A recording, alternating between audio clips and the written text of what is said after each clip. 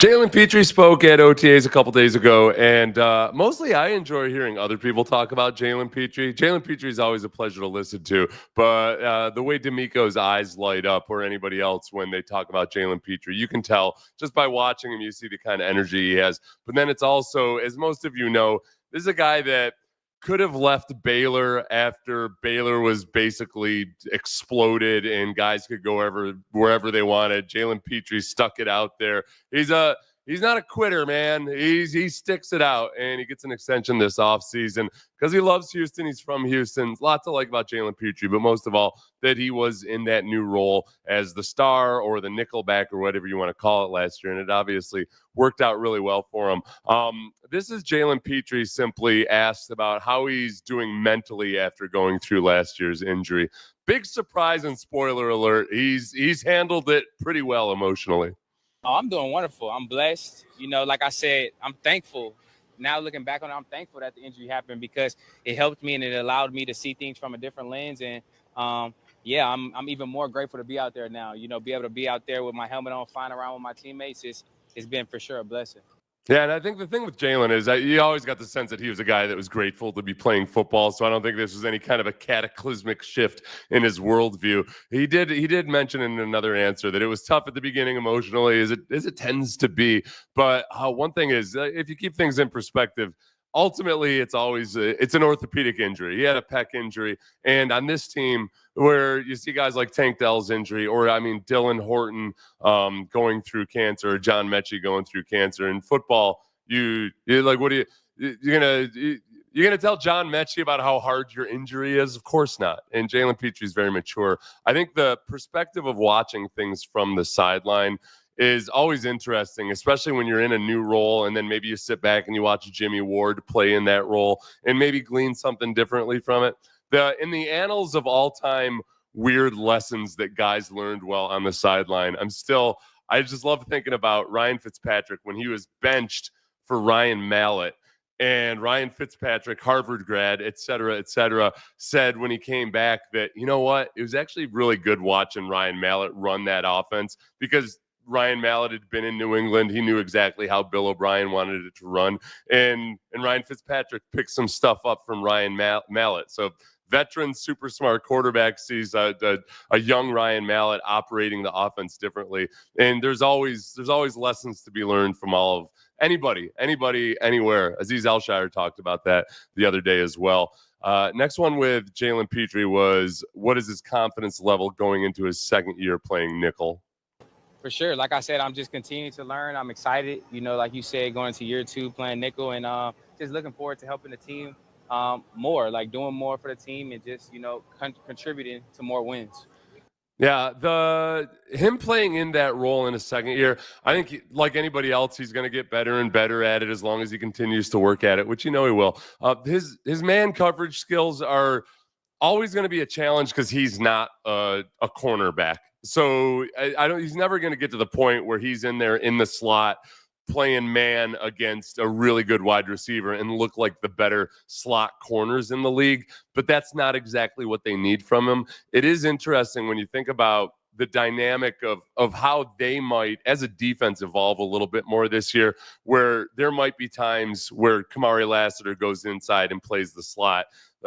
Jalen Smith and whatever he becomes. Jalen Smith has a lot of Jalen Pitre type traits to him. I think he's a guy that loves getting across the line of scrimmage and making plays in the backfield. The thing that Jalen Pitre really improved on last year, which was nice to see, was right in training camp. You could see that he was trying to dial in his tackling technique because he hadn't always been a very sure tackler in his first couple years.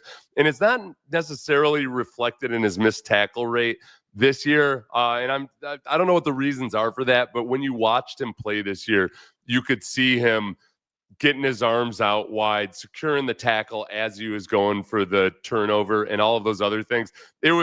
I was really happy to see it during training camp. I think hopefully this year more guys on the defense take those notes because they missed a lot of tackles last year.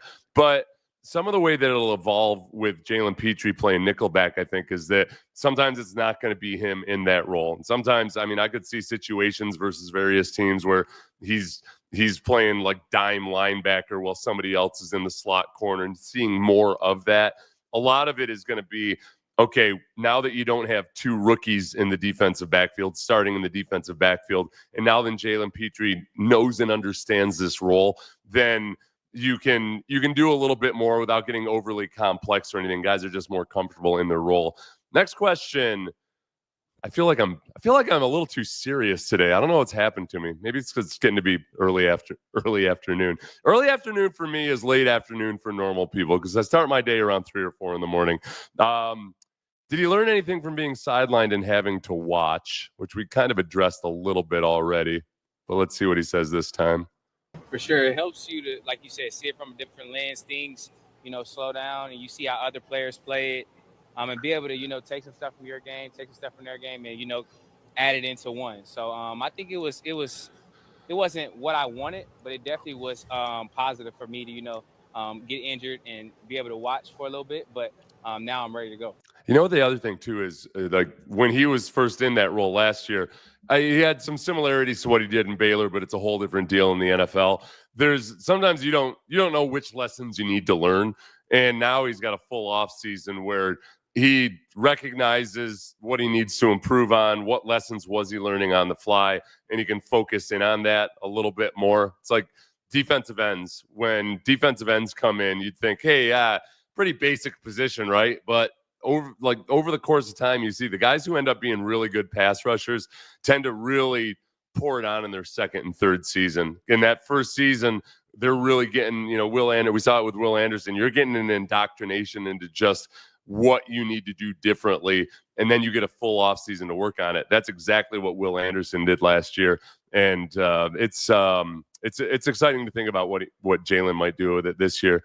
This one, I put this one in here because I know at least a couple people heard this answer, and their knee-jerk reaction was that this is a bad look for the offensive line. No, I don't take it that way. This is Jalen Pitre asked if he's noticed any changes on the offensive line. I'm going to be honest, not yet. We haven't put on pads yet, so it's a little different. The offense and defensive line are working together in terms of OTAs because you can't hit and stuff like that. But I'm looking forward to seeing it, and I'm excited about what the future holds for them. Yeah, I'd be honestly a little bit alarmed if Jalen Pitre had anything to say at all about the offensive line, because in non-padded OTAs, the only time Jalen Pitre is going to really get to test the offensive line is if they're trying to block him on a blitz, or if an overly zealous guard or tackle is out on a screen and tries to just full on take on Jalen Pitre. I suppose the blitz element could make a difference when he's watching blitzes, if he saw them picking up the blitzes better or not. Then maybe he would have commented on that. All right, never mind. I'm gonna take that. I'm gonna take that as damnation of the offensive line. They don't know what the hell they're doing. We'll see. We'll see come training camp exactly what Jalen. We'll have to follow up with him in training camp and see what what he's doing. This is a really good point by Cosmo Kills. I hope our players do a better job of not injuring each other after this season. All right, so let's see. Who are the biggest offenders?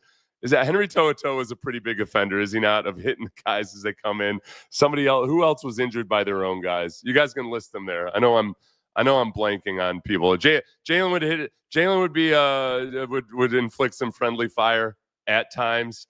And I should have mentioned this from Matthew. R.I.P. Ryan Mallett. It was the stories about Ryan Mallett from the way he operated on the team were always fun, because it was like he's just a big kid in the locker room. He was just always playing whatever games guys were playing and everything. And obviously had that tragedy a couple years ago. On helping new teammates acclimate to the heat in H-Town.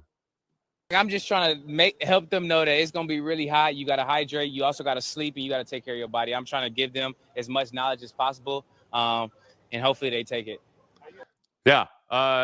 This is like when you give a kid advice, they got to make the mistakes on their own. Because I grew up north. I got to Florida for my rookie training camp, and I thought I was going to be ready for the heat because I'd spent some time in a sauna or something. My God. I was not ready for the level of heat in Jacksonville. And then even after playing in Jacksonville for 5 years, I came to Houston, and I wasn't ready for Houston's heat even after having played in Jacksonville, partly because I was playing nose tackle and I was like 15 or 20 pounds heavier. But guys will figure it out when they figure it out. as I told you guys a few weeks ago, I thought salt tablets were a thing of the past. I didn't realize that people still took salt tablets. These days they like to call them electrolytes because it sounds fancier and it's easier. And because it's accurate, but it's easier to market it when it sounds scientific. It's salt. Take a salt tablet, Bobby Hill. Next question. And this was funny because when Sarge first asked this question, it almost started, he made it sound like getting married, like you would get married specifically almost as a performance enhancer. And that's not what he meant at all. It was a really good question by Sarge, but Jalen Pitre getting married in the offseason, does that kind of sense of stability and everything else help out? Yeah, it makes things so much smoother. To have a partner that really, helps you become a better man every day on and off the field and pushes you to reach your goals is truly special. So definitely shout out to my wife for that, because she's been a big reason why I'm here today and why I'm going to keep going in the future. Yeah, I don't worry about Jalen Pitre as a guy who was out running the streets 24/7, and now he's going to get married and settle down. But the level of consistency and actually just sometimes having somebody to come home to talk to or vent to or whatever, man, it's a big, when you're a single guy living on your own, not Jalen Pitre has his family around and everything, it's one of the biggest shocks to your system when you're a rookie is you go from college where you're constantly surrounded by people all the time. And most guys have at least one roommate, sometimes 8 or 9. And it's you get home to your apartment and you're just kind of like, what the hell do I do for the next however long? And like, oh, we've got an off day. Awesome. I got to make plans to go talk to somebody. I'm not ready for this. I'm not my Aunt Glenda getting together with the Bridge Club. As many of you have pointed out, Jared Wayne on Tank Dell. Yes, that's you're exactly right. That Jared Wayne comes up here 9 or 10 times. I'm still mad at Jared Wayne. He took out Tank Dell, going for a ball. Tank clearly had covered. I'll tell you, the spacing issues. That was one of the things, and that's where it really came to roost on that play. Is, man, the one thing about Bobby Slowick and the way he was executing that offense, and put it on the receivers too, the young guys especially, but there were just too many times where even without knowing exactly what route combination was supposed to be being run, for damn sure it's not supposed to be two guys running parallel to each other 4 yards apart, 25 yards downfield. They don't draw them up that way. It's not, you just know without even knowing a damn thing about football or basketball that it's not supposed to look like that. They look like a poorly coached basketball team at times. They're like, it's too jungle. There's too much traffic. There's not much ball movement. Damn it. Yeah, that's it. I'm going to cut it off short after this. I'm going to do a members only live stream a little bit later, just like a Q&A type thing. I'll post that up. And if you haven't already, but you've enjoyed my videos in the past or this one, please like it and subscribe it before you go. I promise I'll be good to you. I promise.